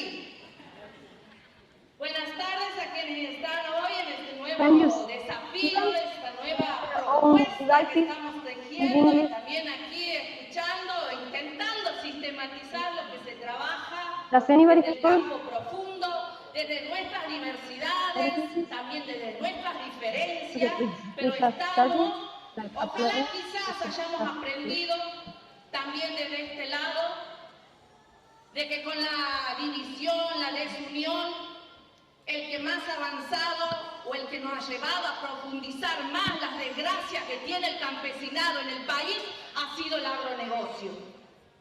Y que ese aprendizaje lo podamos revertir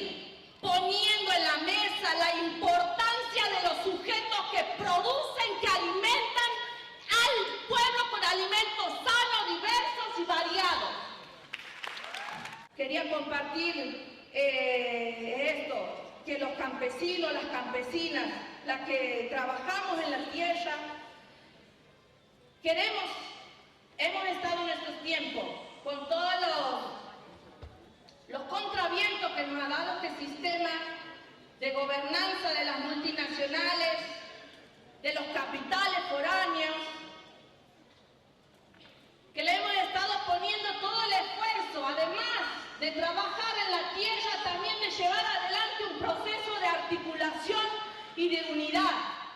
Y que hoy estamos no solo diciendo aquí tenemos un paso de entrega de los materiales, de una discusión.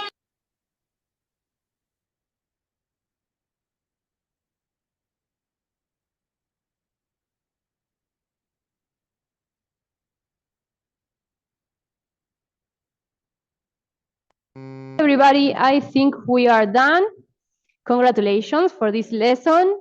And here we will be available in order to answer any doubts, any comment, any question. Please write us if you need something.